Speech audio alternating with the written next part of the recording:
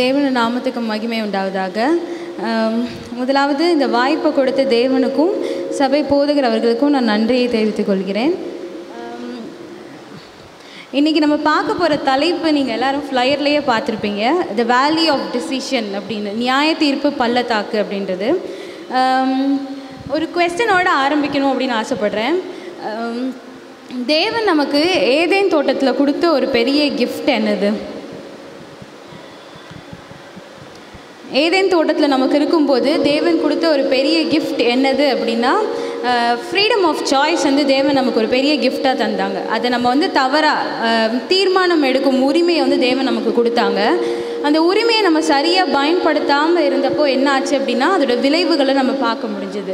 So ஒருவேளை நம்ம ஒவ்வொரு நாளும் நம்ம வந்து ஒரு நாளுக்குள்ளே பிரவேசிக்கும் போது கிட்டத்தட்ட ஆராய்ச்சியில் பார்க்கும்போது கிட்டத்தட்ட 32லேருந்து 35,000 தீர்மானங்கள் நம்ம டெய்லி எடுக்கிறோமா. ஒரு நாள் காலையில் கண் முழிச்ச உடனே இப்போ முழிக்கலாமா, இல்லை கொஞ்ச நேரம் கழிச்சு எந்திரிக்கலாமா, இல்லை இப்போ நம்ம எந்திரிச்சு குளிக்கலாமா, அப்புறம் குளிக்கலாமா, இல்லை இந்த டைமில் ஸ்கூலுக்கு போவோமா, ஒவ்வொரு டிசிஷனும் ஒவ்வொரு தீர்மானங்களும் நம்ம எடுக்கிறோம். ஸோ ஒரு நாளில் கிட்டத்தட்ட நம்ம எத்தனை தீர்மானங்கள் எடுக்கிறோம் அப்படின்னா, குறைஞ்சது 30,000 தீர்மானங்களாவது, 30லேருந்து 35,000 தீர்மானங்களாவது நம்ம எடுக்கிறோம் அப்படின்றத நம்ம பார்க்குறோம். நம்ம எல்லாத்துக்குமே தெரியும், நம்மளோட தீர்மானம் எடுக்கும் பலன் வந்து நமக்கு எங்கே லைக் அது எது அந்த தீர்மானத்தை எடுக்கும் அப்படின்னா நம்மளோட முன் மூளை அப்படின்றது தெரியும். ஸோ அங்கே இருக்கிற அந்த மூளை தான் என்ன பண்ணுது அப்படின்னா, சுற்றி இருக்கிற காரியங்களை வச்சு அதை என்ன பண்ணும் அப்படின்னா என்ன மாதிரியான தீர்மானங்களை எடுக்கும் அப்படின்றத வந்து நம்ம பார்க்குறோம். இந்த தீர்மானங்களில் பார்க்கும்போது 2 type of decision, 2 type of choice வந்து நம்ம டெய்லி எடுக்கிறோமா. ஒன்றுக்கு வந்து என்ன பேர் அப்படின்னா ஹேபிச்சுவல் டிசிஷன் அப்படின்னு சொல்கிறாங்க. இன்னொன்று வந்து டெலிபரேட் டிசிஷன் அப்படின்னு சொல்கிறாங்க. ஹேபிச்சுவல் அப்படின்னா என்னென்னா வழக்கமாக நம்ம எடுக்கிற தீர்மானங்கள். இப்போ ஃபார் எக்ஸாம்பிள் ஒரு பாத்ரூம்குள்ளே போனோன்னே நமக்கு என்ன தெரியும் அப்படின்னா, ஒரு ப்ரஷ்ஷை பார்த்தோன்னே ப்ரஷ் பண்ணணும்னு தெரியும். காலைல எந்திரிச்சோன்னே நம்ம வெளியே போகிறதுக்கு முன்னாடி குளிக்கணுன்றது தெரியும். ஸோ இந்த மாதிரி தீர்மானங்கள்லாம் ஹேபிச்சுவல். ஒரு நாள் எந்திரிச்சோன்னே அது நம்ம ஆட்டோமேட்டிக்காக, அது நம்ம தூங்கி எந்திரிச்சு நம்ம தூக்கத்தில் இருந்தால் கூட அங்கே போனோன்னே ஓகே இதுதான் நமக்கு செய்யணும் அப்படின்றது தெரியும். ஸோ இதெல்லாம் என்னன்னு சொல்லுவாங்க அப்படின்னா ஹேபிச்சுவல் டிசிஷன்ஸ் அப்படின்னு சொல்லுவாங்க. இன்னொன்று என்னது அப்படின்னா டெலிபரேட் அப்படின்றாங்க. அது என்னது அப்படின்னா, ஒரு தீர்மானத்தை எடுக்க வேண்டிய உரிமை நமக்கு கிடைக்கும் போது, ஒரு வேளை ரெண்டு சாய்ஸ் நமக்கு இருக்குது. இப்போ நம்ம முடிவு எடுக்கணும் அப்படின்னா நம்ம என்ன பண்ணுவோம்னா, எது சரியாக இருக்கும் சூழ்நிலைகளை பொறுத்து, நம்மளுடைய நிலைமையை பொறுத்து நம்ம என்ன பண்ணுவோம் அப்படின்னா எது சரியாக இருக்கும் அப்படின்றத யோசித்து எடுக்கிற தீர்மானங்கள். இதுதான் வந்து என்ன சொல்கிறாங்கன்னா டெலிபரேட். ஸோ இப்போ 2 விஷயம் இருக்குது. ஒன்று வந்து ஹேபிச்சுவல், அது வந்து நான் யோசிக்கணுன்ற அவசியமே இல்லை, டெய்லி நான் அதை செய்கிறேன், ஸோ எந்திரிச்சோன்னே நான் அதை செஞ்சால் போதும். இன்னொன்று வந்து என்னென்னா உட்காந்து யோசித்து எடுக்கிற தீர்மானங்கள். இந்த மாதிரி 2 விதத்தில் இருக்குது அப்படின்றத பார்க்குறோம். ஸோ நம்மளோட வாழ்க்கையில் நம்ம எடுக்கிற ஒவ்வொரு தீர்மானங்களுக்கும் என்ன இருக்குது அப்படின்னா ஒரு விளைவு இருக்குது. ஒருவேளை நம்ம அந்த தீர்மானத்தை சரியாக எடுத்தோம் அப்படின்னா அது நல்ல விளைவுகளை கொண்டு வரும். ஒருவேளை நான் தவறான தீர்மானத்தை எடுத்தேன் அப்படின்னா அது என்ன கொண்டு வரும் அப்படின்னா தவறான விளைவுகளை கொண்டு வரும் அப்படின்றத வந்து நம்ம பார்க்குறோம். ஸோ நம்மளோட வாழ்க்கையில் எது நிறைஞ்சிருக்கு அப்படின்னா தீர்மானங்கள் தான்.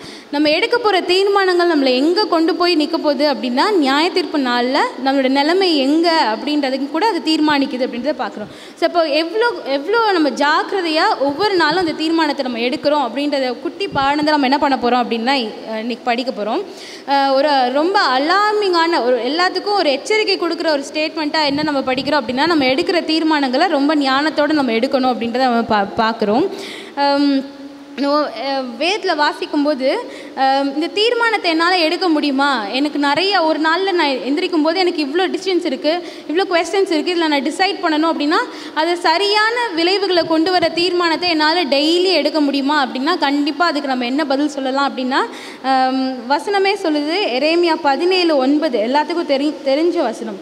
அதை நம்ம வாசித்தோம் அப்படின்னா, எல்லாவற்றை பார்க்கிலும் இருதயமே திருக்குள்ளதும் மகா கேடுள்ளதுமாக இருக்கிறது, அதை அறியத்தக்கவன் யார். ஸோ நம்முடைய இருதயம் எப்படிப்பட்டது அப்படின்னா மகா கேடுள்ளது. அதிலிருந்து நன்மையான ஒரு காரியம் நம்மளால் கொண்டு வர முடியுமா அப்படின்னு கேட்டால் கண்டிப்பாக முடியவே முடியாது. ஸோ அப்போ நம்ம தீர்மானங்களை எடுக்கிறதுக்கு உதவி செய்கிறது யார் அப்படின்னா தேவன் மட்டும்தான் நமக்கு உதவி செய்ய முடியும் அப்படின்றத பார்க்குறோம். நீதிமொழிகளில் படிக்கும்போது கூட வசனம் என்ன சொல்லுது அப்படின்னா, மனுஷனுக்கு செம்மையாய் தோன்றுகிற வழி உண்டு, அதன் முடிவோ மரண வழிகள் அப்படின்னு சொல்கிறாங்க. ஸோ அப்போ எனக்கு ஒரு ரெண்டு சாய்ஸ் எனக்கு இருக்கும்போது இது சரியாக இருக்குன்னு என்னோட பார்வைக்கு பட்டுச்சு அப்படின்னா அது வந்து நல்ல விளைவுகளை கொண்டு வர முடியும் நிச்சயமாக நான் சொல்ல முடியுமா அப்படின்னா கண்டிப்பாக முடியாது. ஏன்னா என்னோட பார்வைக்கு அது சரியானதாக இருக்கலாம், ஆனால் அது சரின்றதை யார் மட்டும் தான் உறுதியாக சொல்ல முடியும் அப்படின்னா தேவன் தான் சொல்ல முடியும். ஸோ நம்ம ஒரு தவறான தீர்மானத்தை எடுத்து அதுக்கப்புறம் அதோட விளைவுகளை சந்திக்கிறத விட நம்ம என்ன பண்ணலாம் அப்படின்னா, எல்லாம் அறிந்து தேவன்கிட்ட போய் அந்த தீர்மானத்தை கொடுத்து, ஒரு 2 சாய்ஸ் என்கிட்ட இருக்குது அப்படின்னா இது 2 இருக்குது ஏசப்பா, இதை நான் எதை தெரிந்தெடுக்கணும் அப்படின்றத நம்ம கேட்டு செய்யும்போது என்ன ஆகும் அப்படின்னா நம்ம நல்ல விளைவுகளை கொண்டு வரலாம் அப்படின்றத பார்க்குறோம். ஸோ அப்போ ஒவ்வொரு நாளும் நம்ம எடுக்கிற தீர்மானத்தில் தேவனை நம்ம கொண்டு வரோமா, தேவன் அதில் இன்க்ளூட் பண்ணுறோமா அப்படின்றத நம்ம வந்து யோசிச்சு பார்க்கணும். நம்ம இதுக்கு வந்து பெஸ்ட் எக்ஸாம்பிள் பைபிளில் நிறைய பேர் எக்ஸாம்பிள் இருக்காங்க. ஆனால் நமக்கு இருக்கிறதுலே பெஸ்ட் எக்ஸாம்பிள் யார் அப்படின்னா ஏசப்பா தான் அப்படின்றத பார்க்குறோம். ஸோ ஏசப்பா வந்து இங்கே பூமியில் இருந்த காலத்தில் நமக்கு தெரியும், அவர் வந்து மனிதனாக இருந்தாலும் அவர்கிட்ட தேவனோட பலனும் இருந்தது. ஆனால் அந்த பலன் இருந்த போதிலும் அவர் என்ன பண்ணார் அப்படின்னா அவரோட தீர்மானங்கள் அவர் சுயமாக எடுக்கவே இல்லை அப்படின்றத பார்க்குறோம். அது நம்ம எங்கே வாசிக்கலாம் அப்படின்னா யோவான் 5:30 வாசிக்கும்போது, நான் என் சுயமாய் ஒன்றும் செய்கிறதில்லை அப்படின்னு சொல்கிறார். ஸோ ஜீசஸ் வந்து என்ன சொல்கிறாங்க அப்படின்னா, அவங்களே என்ன சொல்கிறாங்கன்னா, நான் என் சுயமாக எதுவுமே செய்கிறதில்ல, எனக்கு என்னோட பிதா என்ன சொல்கிறாரோ அவர்கிட்ட இருந்து கேட்டு தான் நான் அதை செய்கிறேன் அப்படின்னு சொல்கிறாங்க. ஸோ ஏசப்பாவே அவங்களோட சுயமாக எதுவுமே செய்யாமல் தேவனை நம்பி தான் செய்கிறாங்க அப்படின்னா, பாவத்துக்குள்ளே இருக்கிற நம்ம எவ்வளோ தேவனை நம்பி இருக்கணும், தேவனோட உறுதியாக பற்றிருக்கணும், ஒவ்வொரு தீர்மானத்தையும் தேவன்கிட்ட கேட்டு செய்யணும் அப்படின்ற ஒரு முக்கியமான விஷயத்தை நம்ம வந்து இங்கே புரிஞ்சுக்கொள்ளணும். ஸோ ஒருவேளை நம்ம தேவனை நம்ம எடுக்கிற ஒவ்வொரு தீர்மானத்துலையும் தேவனை இன்க்ளூட் பண்ணாமல் இருந்தோம் அப்படின்னா நிறைய தீர்மானங்கள் எங்கே கொண்டு போய் விடும் அப்படின்னா கெட்ட விளைவுகளை கொண்டு போய் விடும் அப்படின்றத பார்க்குறோம். ஸோ தேவன் ஏசப்பா அவங்களோட தீர்மானத்தை எப்படி எடுத்தாங்க அப்படின்னா பிதாவுக்கிட்ட கேட்டு தான் எடுத்தாங்க அப்படின்றத நம்ம பார்க்குறோம். நான் என் சுயமாய் ஒன்றும் செய்கிறதில்லை, நான் கேட்கிறபடியே நியாயம் தீர்க்கிறேன், எனக்கு சித்தமானதை நான் தேடாமல் என்னை அனுப்பின பிதாவுக்கு சித்தமானதை நான் தேடுகிறபடியால் என் தீர்ப்பு நீதியாக இருக்கிறது. ஸோ அவங்க எடுக்கிற ஒவ்வொரு டிசிஷன்ஸும் எதில் போய் முடியுது அப்படின்னா நன்மையானதில் முடியுது அப்படின்றத பார்க்குறோம். ஸோ அப்போ நம்மளோட தீர்மானங்கள் எப்போ நன்மையாக போய் முடியும் அப்படின்னா நம்மளோட சுயமாக எடுக்காமல் தேவன் அதில் இன்க்ளூட் பண்ணி எடுத்தோம் அப்படின்னா, இப்போ ஒரு பிரச்சனை வருது, இதுக்கு எப்படி சொல்யூஷன் கண்டுபிடிக்கணும்னு தெரியல, நம்ம ஃபேமிலிஸ் நிறையா சஜஸ்ட் பண்ணுறாங்க, இப்படி செய்யலாம்னு சஜஸ்ட் பண்ணுறாங்க அப்படின்னா நம்ம வந்து மனுஷங்க லைக் கொடுக்குற சஜஷன்ஸை நம்ம யார்கிட்ட கொண்டு போகணும் அப்படின்னா தேவன்கிட்ட கொண்டு போய் அவங்கக்கிட்ட கேட்டு நம்ம என்ன பண்ணணும் அப்படின்னா அதுக்கான வழியை நம்ம வந்து கண்டுபிடிக்கணும் அப்படின்றத பார்க்குறோம். ஸோ அப்போ இந்த தீர்மானத்துக்கு நமக்கு 2 முக்கியமான ஒரு விஷயம் வந்து தேவை. என்ன வேணும் அப்படின்னா ஞானம் வேணும். எல்லா காரியத்தை குறித்தும் அறிவு மட்டும் நமக்கு இருந்தால் பத்தாது. ஏன் அப்படின்னா அறிவு வந்து நமக்கு என்ன மட்டும் தான் கொடுக்கும் அப்படின்னா ஒரு இன்ஃபர்மேஷன், இது இப்படி இருக்குன்ற இன்ஃபர்மேஷனை மட்டும் தான் தருமே தவிர ஞானம் தான் என்ன பண்ணோம் அப்படின்னா நமக்கு தெரிஞ்ச அந்த செய்தியை எப்படி நம்ம வந்து நம்மளோட ப்ராக்டிஸில் கொண்டு வருது, நம்மளோட வாழ்க்கையில் அதை எப்படி அப்பியாசிக்கிறது அப்படின்றத வந்து கற்றுக் கொடுக்கும். இது நம்ம யாரோட வாழ்க்கையிலேருந்து கற்றுக்கலாம் அப்படின்னா சாலமோனோட வாழ்க்கையிலேருந்து பார்க்கலாம். சாலமோன் வந்துட்டு அவர்கிட்ட வந்து ஒரு 2 அம்மாமார்கள் வராங்க, இது என்னோட குழந்தைன்னு சொல்லிட்டு சண்டை போடுறாங்க. ஸோ இப்போ அவர் வந்து ஒரு நியாய தீர்ப்பு கொடுத்தாகணும், 2 பேருமே அவங்களோட குழந்தை தான் அப்படின்னு சொல்லி சண்டை போடுறாங்க. ஸோ அப்போ அந்த இடத்துல யார் இருந்தா அப்படின்னா தேவன் கொடுத்த விசேஷத்தை ஞானம் இருந்தனால தான் என்ன பண்ண முடிஞ்சது அப்படின்னா சாலமோனால சரியான நியாய தீர்ப்பு கொடுக்க முடிஞ்சது பார்க்குறோம். ஸோ இது சாலமோனுக்கு இருந்த அந்த ஞானம் யாருக்கு தெரிஞ்சது அப்படின்னா சுற்றி இருந்த மக்கள் கூட தெரிஞ்சது அப்படின்றத பார்க்குறோம். 1 ராஜாக்கள் 3வது அதிகாரம் 28வது வசனம் வாசிக்கும் போது, ராஜா தீர்த்த இந்த நியாயத்தை இஸ்ரவேலர் எல்லாரும் கேள்விப்பட்டு நியாயம் விசாரிக்கிறதுக்கு தேவன் அருளின ஞானம் ராஜாவுக்கு உண்டென்று கண்டு அவனுக்கு பயந்தார்கள் அப்படின்றத வசனம் வாசிக்கிறோம். ஸோ நியாயம் விசாரிக்கிறதுக்கு ஒரு 2 காரியம் இருக்குது. இதில் எது சரின்னு நான் தெரிஞ்சுக்கொள்ளணும் அப்படின்னா நமக்கு என்ன வேணும் அப்படின்னா அந்த ஞானம் வேணும். அறிவு மாத்திரம் பத்தாது, ஞானமும் வேணும். அந்த ஞானம் யாரால் மட்டும்தான் தர முடியும் அப்படின்னா தேவனால் மட்டும்தான் தர முடியும் அப்படின்றத பார்க்குறோம். ஒருவேளை இன்றைக்கி எனக்கு ஒரு டிசிஷன் எடுக்கிறதுக்கு என்னால் முடியல, எனக்கு எப்பவுமே குழப்பமாக இருக்குது அப்படின்னா நம்ம யார்கிட்ட போய் கேட்கலாம் அப்படின்னா தேவன்கிட்ட போய் ஞானத்தை கேட்கலாம். ஏன் அப்படின்னா தேவன் என்ன சொல்கிறாங்க அப்படின்னா யாக்கோபு 1:5 சொல்கிறாங்க, உங்களில் ஒருவன் ஞானத்தில் குறைவுள்ளவனாய் இருந்தால் யாவருக்கும் சம்பூர்ணமாய் கொடுக்கிறவரும் ஒருவரையும் கடிந்து கொள்ளாதவரும் ஆகிய தேவனிடத்தில் கேட்க கடவன், அப்பொழுது அவனுக்கு கொடுக்கப்படும் அப்படின்னு சொல்கிறாங்க. ஸோ தேவன் என்ன சொல்கிறாங்கன்னா நீ இப்படி இருந்தால் தான் உனக்கு ஞானம் கிடைக்கும் அப்படிலாம் சொல்ல. தேவன் என்ன சொல்கிறாங்கன்னா உனக்கு இல்லைன்னு உனக்கு தெரியுது அப்படின்னா நீ என்கிட்ட கேளு, சம்பூர்ணமாய் நான் கொடுப்பேன் அப்படின்றத சொல்கிறாங்க. ஸோ அப்போ ஒரு காரியத்தை குறித்த தீர்மானம் நமக்கு உறுதியாக எடுக்கணும் அப்படின்னா அது யாரால் மாத்திரம் தான் முடியும் அப்படின்னா தேவன் கொடுக்குற ஞானத்தால் மாத்திரம் தான் முடியும். ஸோ அப்போ நம்ம என்ன பண்ணணும் அப்படின்னா தேவன்கிட்ட அந்த ஞானத்தை நம்ம கேட்கணும். ஸோ தேவன் இங்கே என்ன சொல்கிறாங்க அப்படின்னா, நீ என்கிட்ட கேளு, நான் சம்பூர்ணமாய் கொடுப்பேன் அப்படின்ற ஒரு வசனத்தையும் கூட நமக்கு என்ன பண்ணுறாங்க அப்படின்னா கொடுக்குறாங்க. ஸோ அப்போ நம்ம என்ன பண்ணக்கூடாது அப்படின்னா, சுற்றி வர ஒவ்வொரு சஜஷன்ஸையும் நம்ம வந்து மைண்டில் போட்டு அந்த பாரத்தில் உள்ளே போகாதபடிக்கு, நிறைய நமக்கு வருது தீர்மானம் எடுக்க முடியல அப்படின்னா நம்ம யார்கிட்ட கொண்டு போனோம் அப்படின்னா தேவன்கிட்ட கொண்டு போகணும் அப்படின்றத பார்க்குறோம். ஒரு குட்டி எக்ஸாம்பிள் வந்து நான் சும்மா சோஷியல் மீடியாவில் பார்க்கும்போது பார்த்துட்டு இருந்தேன். ஒரு ஈகிள் வந்து நமக்கு தெரியும், ஈகிள் வந்து ரொம்ப உயரமாக பறக்கும்.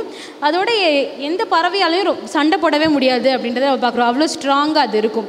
ஆனால் அதோட சண்டை போடுறதுக்கு எது முன்னாடி போகும் அப்படின்னா, ஒரு காக்கா வந்து சண்டை போடுறதுக்கு போகுமா? அது எப்படி போய் சண்டை போடும் அப்படின்னா, ஈகிளோட ஒரு கழுகோட போய் நேராலாம் சண்டை போடாது. நேராக போய் என்ன பண்ணணும்னா அதோட முதுகில் போய் ஏறி உட்காந்துக்குமா.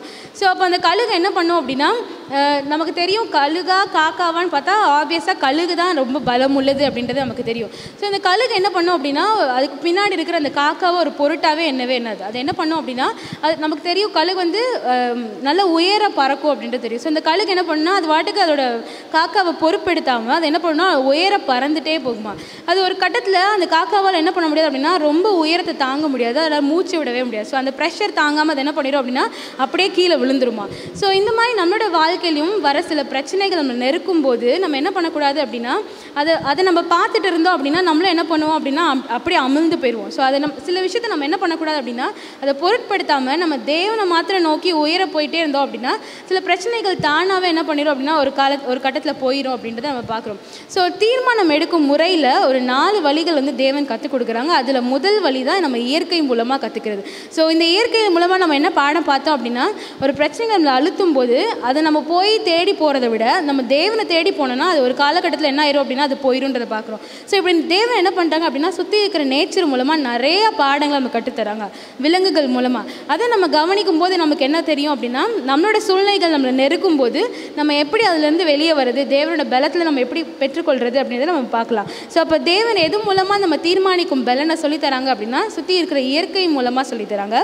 ரெண்டாவது விஷயம் என்ன அப்படின்னா, நமக்கு எப்பேற்பட்ட பிரச்சனையாக இருந்தாலும் அதுக்கு பதில் தரக்கூடிய ரொம்ப லைக் கன்ஃபார்மாக அதில் நமக்கு பதில் கிடைக்கும், இது அந்த பதில் வந்து கண்டிப்பாக நன்மையாக தான் முடியும் அப்படின்னு சொல்லி நம்ம சொல்லலாம் அப்படின்னா எதில் சொல்லலாம்னா வேதத்தை சொல்லலாம். ஸோ பைபிள் தான் இருக்கிறதுலே பெரிய கவுன்சிலர் அப்படின்னு சொல்கிறோம். ஏன்னா தேவனோட வார்த்தை இதை போல் நமக்கு யாரும் என்ன பண்ண முடியாது அப்படின்னா ஒரு கவுன்சில் வந்து ஒரு ஆலோசனை வந்து கொடுக்க முடியாது அப்படின்றத பார்க்குறோம். ஸோ அப்போ இன்றைக்கி நமக்கு தீர்மானம் எடுக்கிறதுக்கு ஏதாவது ஒரு சந்தேகம் இருந்தது அப்படின்னா நமக்கு இருக்கிற ரெண்டாவது கருவி, அதாவது இதுதான் முதலையே, தேவன் என்ன கொடுக்குறாங்க அப்படின்னா வேத வார்த்தையை கொடுக்குறாங்க.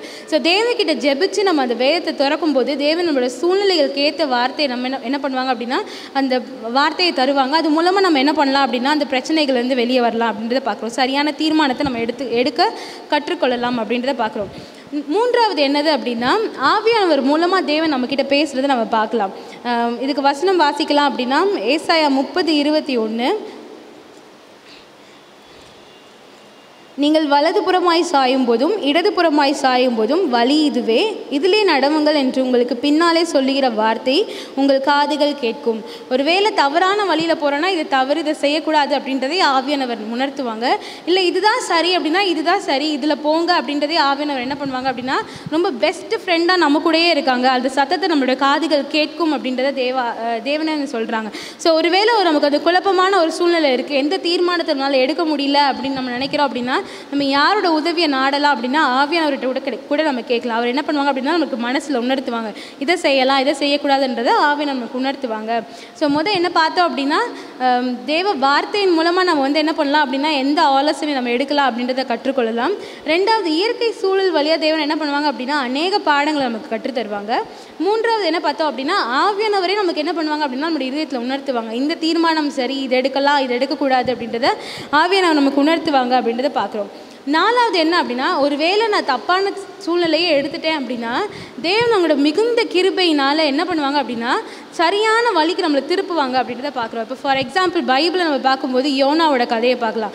தேவன் வந்து அவரை நினிவேக்கு போக சொல்கிறாங்க, ஆனால் அவர் நினிவேக்கு போக மாட்டேன்னு சொல்லி தர்ஷிஷ்க்கு போகிறாரு. ஆனால் தேவனோட வழிநடத்துதல் அவரை திரும்ப எங்கே கூட்டிகிட்டு போச்சு அப்படின்னா நினிவேக்கு கூட்டிகிட்டு போச்சுன்னு பார்க்குறோம். ஸோ அவர் எடுத்த தீர்மானம் ஒரு தவறான தீர்மானம். தேவன் வந்து அவர் நினிவேக்கு போன்னு சொல்கிறாங்க, ஆனால் அவர் தவறாக தர்ஷிஷ்க்கு போகிறாரு. ஆனால் தேவன்கிட்ட ஒப்பு கொடுக்கும்போது தேவன் என்ன பண்ணுறாங்க அப்படின்னா திரும்ப அவரை வழி நடத்துகிறாங்க அப்படின்றத பார்க்குறோம். ஸோ அப்போ தேவன் என்ன பண்ணுவாங்க அப்படின்னா சில நேரத்தில் விஷயத்தில் அவங்க என்ன பண்ணுவாங்க அப்படின்னா நேரடியாக இடைப்பட்டு நமக்கு வழி நடத்துவாங்க அப்படின்றத வந்து பார்க்குறோம். 5வது என்னது அப்படின்னா, ஒரு பிரச்சனை நமக்கு இருக்கும்போது நம்ம என்ன பண்ணலாம் அப்படின்னா, தேவனோட மனிதர்கள் நம்மளோட சபையில் இருந்தாங்க அப்படின்னா, ஒரு பெரியவங்களோ இல்லை தேவனோட நல்ல க்ளோஸாக இருக்கிற ஒரு பர்சன் யாராவது இருந்தாங்க அப்படின்னா அவங்கக்கிட்ட போய் நம்ம என்ன கேட்கலாம் அப்படின்னா ஆலோசனை கேட்கலாம் அப்படின்றாங்க.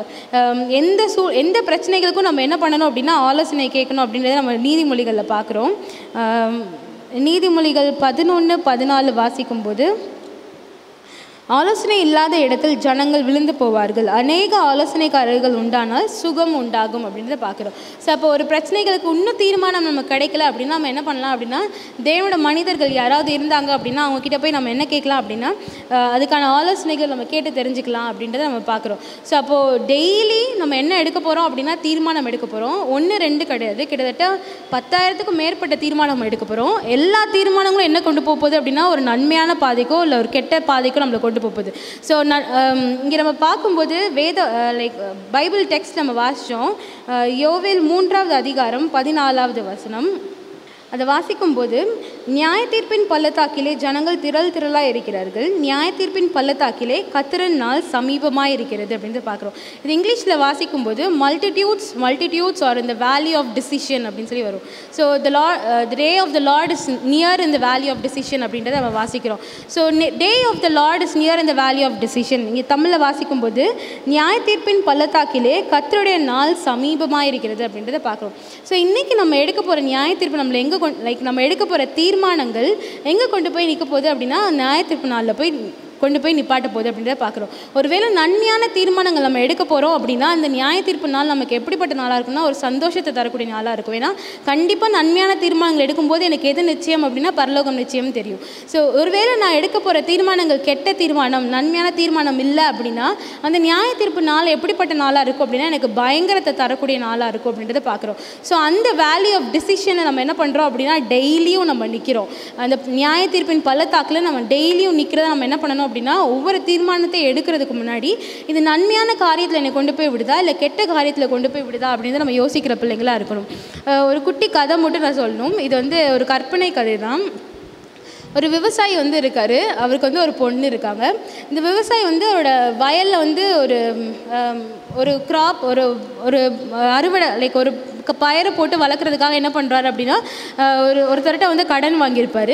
ஆனால் அவருக்கு என்ன ஆகாது அப்படின்னா நல்ல விளைச்சல் இருக்கவே இருக்காது. ஸோ அதனால் அவரால் என்ன பண்ண முடியாதுன்னா அவர் கடனாக வாங்கின பணத்தை அவரால் கொடுக்கவே முடியாது. அந்த கடன்காரர் வந்து அவர் வீடு தேடி வந்து என்ன பண்ணுவார் அப்படின்னா நீங்கள் வாங்கின கடனை கொடுங்க அப்படின்னு சொல்லி சண்டை போடுவார். ஆனால் அவரால் கொடுக்க முடியாது, ஏன்னா அவர்கிட்ட காசு இல்லை. அவர் போட்ட அந்த விதைக்கான விளைச்சலும் அவருக்கு வந்து கிடைக்கவே இல்லை. ஸோ அவர் என்ன பண்ணணும்னு தெரியாமல் நிற்கும்போது அவரோட பொண்ணு வந்து அவருக்காக என்ன பண்ணுவா அப்படின்னா எங்கள் அப்பா விட்டுருங்க அப்படின்னு சொல்லி அவர் வந்து பொண்ணு வந்து கெஞ்சி கேட்பா. அவள் பார்க்க ரொம்ப அழகாக இருக்கிறனால அந்த கடன்காரர் என்ன பண்ணுவார் அப்படின்னா நான் வந்து உனக்கு 2 சாய்ஸ் தரேன். ஒன்று வந்து நீ என்ன பண்ணணும் அப்படின்னா உங்கள் அப்பாவோட கடனை நான் உங்கள் அப்பாவுக்கு நீ கடனாக வாங்கின காசை நீ கொடுக்கூட அப்படின்னா ஒன்று நீ எனக்கு கல்யாணம் பண்ணிக்கணும், இல்லை அப்படின்னா ஓகே நீ என்னை கல்யாணம் பண்ணி ஒன்று நீ வந்து என்னை கல்யாணம் பண்ணிக்கணும், இல்லை அப்படின்னா ஓகே இன்னொன்று என்ன சொல்லுவாருன்னா அப்படின்னா நானாகவே மன்னிச்சு விட்டுறேன் அப்படின்ற ஒரு 2 பாயிண்ட் சொல்லுவார். செகண்ட் பாயிண்ட்டை மறந்துட்டேன். ஸோ வந்து 2 பாயிண்ட் வந்து அவருக்கு சொல்லுவார். ரெண்டுமே அவளுக்கு வந்து ரொம்ப கஷ்டமான சுச்சுவேஷன். ஏன்னா அவளுக்கு வந்து அந்த கடன்காரரை பிடிக்கவே பிடிக்காது. ஸோ அவள் வந்து அந்த கல்யாணம் பண்ணக்கூடாது அப்படின்ற ஒரு விருப்பத்தில் இருப்பார். இன்னொன்று என்ன அப்படின்னா அப்பாவால் அந்த பணத்தை திரும்ப கொடுக்க முடியாது. ஸோ அப்பாவே எப்படி அதுலேருந்து விடுவிக்கணும் அப்படின்ற ஒரு சந்தேகம் அவளுக்கு இருக்கும். ஸோ அப்போ அவள் என்ன பண்ணுவாள் அப்படின்னா ரொம்ப யோசிச்சிட்டே இருப்பாள். ஸோ அப்போ அந்த கடன்காரர் அவர் என்ன சொல்லுவார் அப்படின்னா ஒரு பை வச்சுருப்பார். அதில் வந்து ஒரு கருப்பு கல் ஒரு வெள்ளைக்கல் வந்து போட்டிருப்பாரு. ஸோ அவர் என்ன சொல்லுவார்னா இந்த வெள்ளைக்கல்லை நான் எடுத்தேன் அப்படின்னா நீ வந்து என்னை கல்யாணம் பண்ணிக்கணும், இந்த கருப்பு கல்லை நான் எடுத்தேன் அப்படின்னா உங்கள் அப்பாவோட கடனை நான் மன்னிச்சு விட்டுறேன் அப்படின்னு சொல்லுவார். ஸோ இந்த கருப்பு கல் வெள்ளைக்கல். ஸோ இவளுக்கு என்ன ஆசையாக இருக்கும் அப்படின்னா கடவுளே எப்படியாவது கருப்பு கல் தான் வரணும், ஏன்னா கருப்பு கல் வந்துச்சுன்னா அப்பா என்னையும் கொடுக்க தேவையில்லை, அந்த கடனாக வாங்கின பணத்தையும் கொடுக்க தேவையில்லை, நானும் தப்பிச்சிடலாம் அப்பாவும் தப்பிச்சிடலாம் அப்படின்னு சொல்லி அவள் ஆசைப்படுவாள். ஸோ அவள் என்ன பண்ணுவாள் அப்படின்னா ப்ரேயர் பண்ணிகிட்டே இருப்பாள். அவள் கவனிக்கும் போது என்ன கவனிப்பா அப்படின்னா அந்த கடன்காரர் என்ன பண்ணுவார் அப்படின்னா அவரோட பையில் 2 கூழாங்கல்லையும் வெள்ளையாக தான் எடுத்து போடுவார். 2 வெள்ளை கூழாங்கல்லை தான் போடுவார். ஸோ இவள் வந்து அதை பார்த்துருவா. ஏன்னா வெள்ளை கூழாங்கலுக்கு வந்து என்ன கண்டிஷன் அப்படின்னா அவள் கண்டிப்பாக வந்து இந்த கடன்காரர் வந்து அவளை கல்யாணம் பண்ணிக்கணும் அப்படின்ற ஒரு கண்டிஷன். ஸோ வந்து என்ன பண்ணிடுவா அதை வந்து பார்த்துருவா. ஸோ இப்போ வந்து அந்த கடன்காரர் வந்து வருவார் ஒரு நாள் வீட்டுக்கு வந்துட்டு அந்த பையோடு வருவார். வந்து இப்போ நான் எந்த கல்லை நீ எடுக்கிறியோ அந்த கல்லுபடி நான் இருப்பேன் அப்படின்னு சொல்லி லைக் அந்த மாதிரி சொல்லுவார். ஸோ இவன் என்ன பண்ணுவா அப்படின்னா கையை விட்டு எடுப்பா. ரொம்ப நேரமாக யோசிச்சிட்டே இருப்பாள். கடலே நான் பார்த்துட்டேன் 2 கல்லுமே வெள்ளை கூழாங்கல் தான். ஸோ இப்போ இந்த கல்லுக்கு என்ன கண்டிஷன் அப்படின்னா அதை கண்டிப்பாக அந்த கடன்காரரை கல்யாணம் பண்ணி ஆகணும், இதுதான் அந்த கண்டிஷன். ஸோ இவளுக்கு என்ன செய்யணும் தெரியாது. கண்ணை மூடி ப்ரேயர் பண்ணிவிட்டு அவள் என்ன பண்ணுவா அப்படின்னா அந்த பையிலேருந்து கல்லை எடுப்பா. கல்லை எடுத்துகிட்டு என்ன பண்ணிடுவா அப்படின்னா மறந்துட்டு அப்படியே கீழே போட்டுருவா. ஸோ இப்போ அந்த கடன்காரர் என்ன பண்ணுவார் அப்படின்னா என்ன நீ கல்லை கீழே போட்ட அப்படின்னு சொல்லி அவர் கேட்பார். இப்போ எந்த கல்லுன்னு நான் எப்படி கண்டுபிடிப்பேன் அப்படின்னு சொல்லுவார். உடனே அவன் என்ன சொல்லுவார்னா ஒன்றும் பிரச்சனை இல்லை, அந்த பைக்குள்ளே இருக்கிற கல் என்ன கல்லுன்னு கண்டுபிடிச்சிட்டா கீழே விழுந்த கல் என்னன்னு தெரிஞ்சிடும் அப்படின்னு சொல்லுவாள். ஸோ அப்போ அந்த பைக்குள்ள என்ன கல் இருக்குன்னு பார்த்தா ஆப்வியஸாக இன்னொரு கல் வெள்ளை கல் தான் இருக்கும். ஸோ அவங்க அப்பா என்ன சொல்லுவார்னா அப்போ கீழே விழுந்த கல் கருப்பு கல் தான். ஸோ அப்போனா நானும் தப்பிச்சிட்டேன், என் பிள்ளையும் தப்பிச்சிட்டா அப்படின்னு சொல்லிட்டு அவங்க அப்பா சந்தோஷப்படுவாங்க.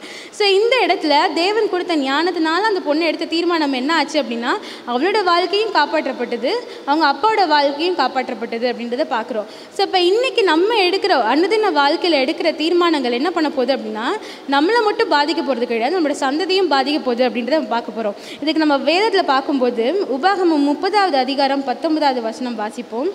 நான் ஜீவனையும் மரணத்தையும் ஆசீர்வாதத்தையும் சாபத்தையும் உனக்கு முன் வைத்தேன் என்று உங்கள் மேல் வானத்தையும் பூமியையும் என்று உன் சந்ததியும் பிழைக்கும். நான் ஜீவனையும் மரணத்தையும் ஆசீர்வாதத்தையும் சாபத்தையும் உனக்கு முன் வைத்தேன் என்று உங்கள் மேல் வானத்தையும் பூமியையும் இன்று சாட்சி வைக்கிறேன். ஆகையால் நீயும் உன் சந்ததியும் பிழைக்கும்படிக்கு நீ ஜீவனை தெரிந்து கொண்டு அப்படின்னு இங்கே வந்து மோசே வந்து அவங்களுக்கு சொல்கிறத வந்து நம்ம பார்க்குறோம்.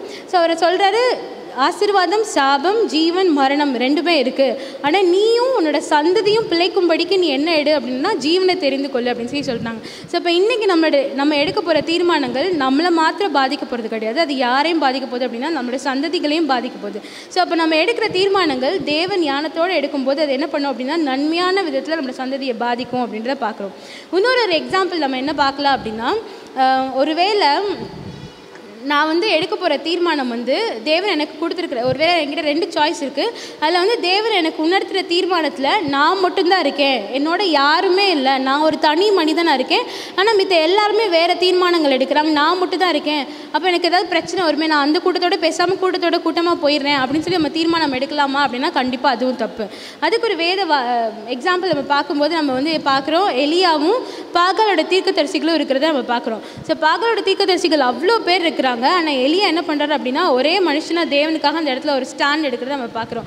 ஸோ ஒருவேளை அது தேவன் உணர்த்தின தீர்மானமாக இருந்தால் அங்கே ஒரு மனிதன் இருந்தால் கூட தேவன் என்ன பண்ணுவாங்க அப்படின்னா அந்த ஒரு மனிதனோட என்ன பண்ணுவாங்கன்னா அந்த நன்மையான தீர்மானத்தை நன்மையான விளைவுகள் கொண்டு வரதுக்கு தேவன் உதவி செய்வாங்க அப்படின்றத பார்க்குறோம். ஸோ அப்போ இன்றைக்கி நான் எடுக்க போகிற தீர்மானத்தில் யாருமே இல்லை, நான் மட்டும்தான் இருக்கேன் அப்படின்ட்டு நமக்கு பயம் வருது அப்படின்னா கண்டிப்பாக நம்ம பயப்பட தேவையில்லை. தேவன் நம்மளோட இருக்கும்போது அந்த தீர்மானத்தை தேவன் உணர்த்த விதத்தில் நம்ம எடுத்தோம் அப்படின்னா கண்டிப்பாக அது என்ன விளைவுகளை கொண்டு வரும் அப்படின்னா நன்மையான விளைவுகளை மட்டும்தான் கொண்டு வரும் அப்படின்றத பார்க்குறோம். 3வது என்ன அப்படின்னா நம்ம எல்லாரோட வாழ்க்கையிலையும் நம்ம என்ன பண்ண வேண்டியது இருக்கும் அப்படின்னா இண்டிவிஜுவலாக தனி மனிதன் நம்ம என்ன பண்ணணும் அப்படின்னா ஒரு தீர்மானத்தை நம்ம எடுத்து தான் ஆகணும். நம்ம தேவனை சேவிக்க போகிறோமா இல்லை தேவனை விட்டு விலக போகிறோமா அப்படின்ற தீர்மானம் எனக்காக எங்கள் அம்மாவோ இல்லை எனக்காக எங்கள் அப்பாவோ எடுக்க போகிற தீர்மானம் கிடையாது, நான் தனியாக என்ன பண்ணணும் அப்படின்னா எடுக்கணும் அப்படின்றத பார்க்குறோம். இதுக்கு பெஸ்ட் எக்ஸாம்பிள் யார் அப்படின்னா யோசுவாவை பார்க்குறோம். நானும் என் வீட்டாருமோ வென்றால் கர்த்தரையே சேவிப்போம் அப்படின்னு சொல்கிறார். ஸோ அவர் வந்து நாங்கள் எல்லாரும் சொல்லிட்டு கூட்டமாக செய்யல, அவர் என்ன சொல்கிறாருன்னா ஃபஸ்ட்டு அவரை சொல்கிறார், நானும் தேவனை தான் சேவிக்க போகிறேன் அப்படின்னு சொல்கிறார். ஸோ அப்போ நம்மளும் என்ன பண்ணணும் அப்படின்னா ஒருவேளை நம்ம எல்லாரும் ஒரு பெரிய கூட்டத்தோட தேவனை ஏற்றுக்கொண்டு வந்துட்டோம், அதே கூட்டத்தோடு இப்போ இருக்கோம் அப்படின்னா கண்டிப்பாக அப்படி கிடையாது. இண்டிவிஜுவலாக தனி மனிதனை நம்ம என்ன பண்ணணும் அப்படின்னா தேவனை தெரிந்து கொள்ளணும். இப்போ ஒரு குட்டி பிள்ளையாக இருக்குது, அது வளர்ந்து வரும்போது தேவனை அறிந்து கொள்கிறாங்க அப்படின்னா அவங்க அம்மாவோட கைடன்ஸில் அவள் தெரிஞ்சு கொள்வாள். ஆனால் ஒரு வயசு வரும், அந்த டைமில் அவங்க என்ன பண்ணணும் அப்படின்னா பர்சனலாக அவங்க என்ன பண்ணணும் அப்படின்னா தேவனை தெரிந்து கொள்ளணும் அப்படின்றத பார்க்குறோம். ஸோ இப்போ இந்த 3 டிசிஷன்ஸை நம்ம லைஃப்பை நம்ம கிராஸ் பண்ணி வரணும். ஒன்று என்ன அப்படின்னா ஒருவேளை ஒரு பெரிய கூட்டம் வேறு தீர்மானம் எடுக்குது, நான் மட்டும் தான் இங்கே இருக்கேன் அப்படின்னா அந்த தீர்மானத்தை நம்ம ஒருவேளை தேவன் அதை எடுக்க சொல்லிட்டாங்க அப்படின்னா தனித்துவமாக கூட நம்ம என்ன பண்ணணும் அப்படின்னா அந்த தீர்மானத்தை எடுக்கணும்.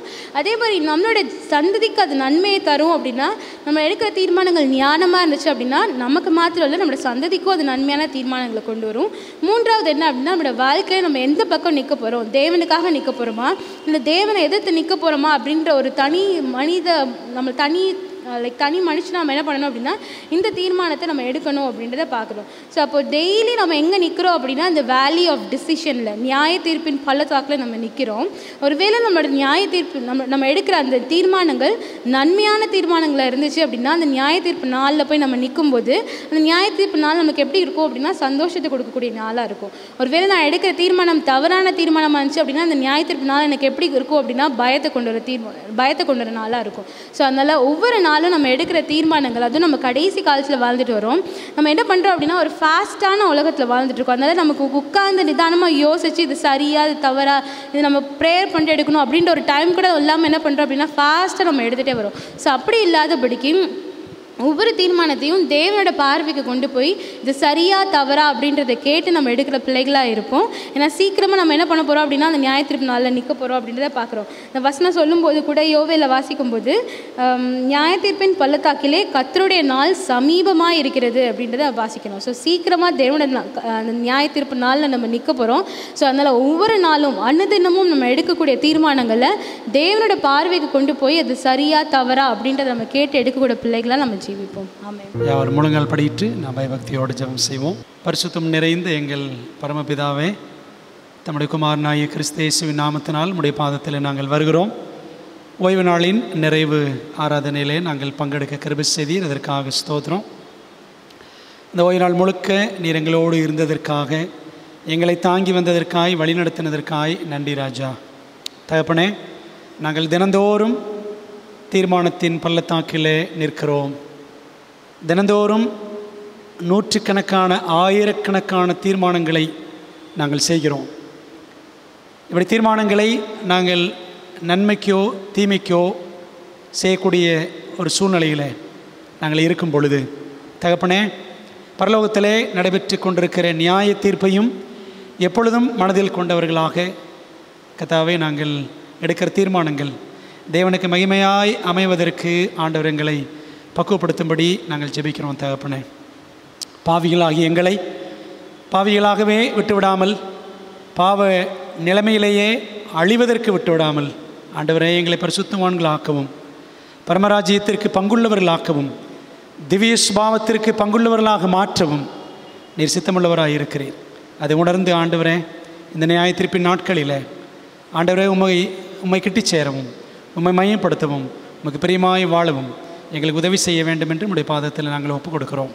கர்த்தாவே, செய்தியை கொடுத்த சகோதரியை ஆண்டவர் ஆசீர்வதிப்பீராக. உங்கள் குடும்பத்தையும் செய்கிற ஊழியங்களையும் ஆண்டவர் ஆசீர்வதிக்க வேண்டும் என்று ஜெபிக்கிறோம். தகப்பனே, யோவேல் புத்தகத்தில் நாங்கள் படித்த அந்த பாடம், நியாய தீர்ப்பின் பள்ளத்தாக்கு, தீர்மானத்தின் பள்ளத்தாக்கு என்ற பாடம் எங்கள் சிந்தையிலே பதியவும், தேவனுக்கு மகிமையான தீர்மானங்களை எப்பொழுதும் செய்கிறவர்களாக நீர் எங்களை மாற்றவும் வேண்டும் என்று ஜெபிக்கிறோம். உம்முடைய ஆவியை எங்கள் உள்ளத்திலே வைத்து ஆண்டவரே உம்முடைய சித்தத்தை செய்யவும், உம்முடைய சித்தத்தின்படி வாழவும் ஆண்டவர் எங்களை மாற்றும். கர்த்தாவே, இதோ இந்த புதிய வாரத்திலே நுழைகிறோம். இந்த வருஷத்தின் கடைசி சில நாட்களுக்குள்ளாக நாங்கள் அடுத்த ஒரு வாரத்துக்குள்ளே பிரவேசிக்க போகிறோம்ப்பா. கர்த்தர் எங்களோடு கூட இருந்து இந்த வாரம் முழுவதும் எங்களை வழி நடத்தும். உமக்கு பிரியமாய் நாங்கள் நடக்க ஆண்டவரே ஒவ்வொரு நாளையும் உமது மகிமைக்கென்று செலவிட எங்களுக்கு உதவி செய்யும். இந்த ஆராதனையில் கலந்து கொண்டிருக்கிற நேரடியாக ஆலயத்திலும் ஆன்லைன்லையும் இணைந்திருக்கிற கர்த்தருடைய பிள்ளைகள் எல்லாரையும் ஆசீர்வதித்து கர்த்தர் இந்த வாரம் முழுவதும் உடைய கிருபையினால் மூடி மறைத்து கொள்ளும்படி இயேசுவின் நாமத்தில் ஜெபிக்கிறோம். ஜெபங்கேலும் நல்ல பிதாவே, ஆமென். என் ஆத்மாவே கர்த்தரை ஸ்தோத்திரி, என் முழு உலமையுடைய பரிசுத்த நாமத்தை ஸ்தோத்திரி. என் ஆத்மாவே கர்த்தரை ஸ்தோத்திரி, அவர் செய்த சகல உபகாரங்களையும் மறவாதே. ஆமென். நம்முடைய கர்த்தராக இருக்கிற இயேசு கிறிஸ்துவின் கிருபையும் பிதாவாகிய தேவனுடைய அன்பும் ஆவியானவரின் ஐக்கியமும் ஆசீர்வாதமும் தேவதூதர்களின் காவலும் வழி நடத்துதலும் இந்த நாளிலே தேவ செய்தி கொடுத்த அருமை சகோதரியோடும் சத்தியத்தை கேட்ட கர்த்தருடைய பிள்ளைகள் எல்லாரோடும் என்றும் என்றும் சதா காலங்களிலும் தங்கியிருப்பதாக. ஆமென்.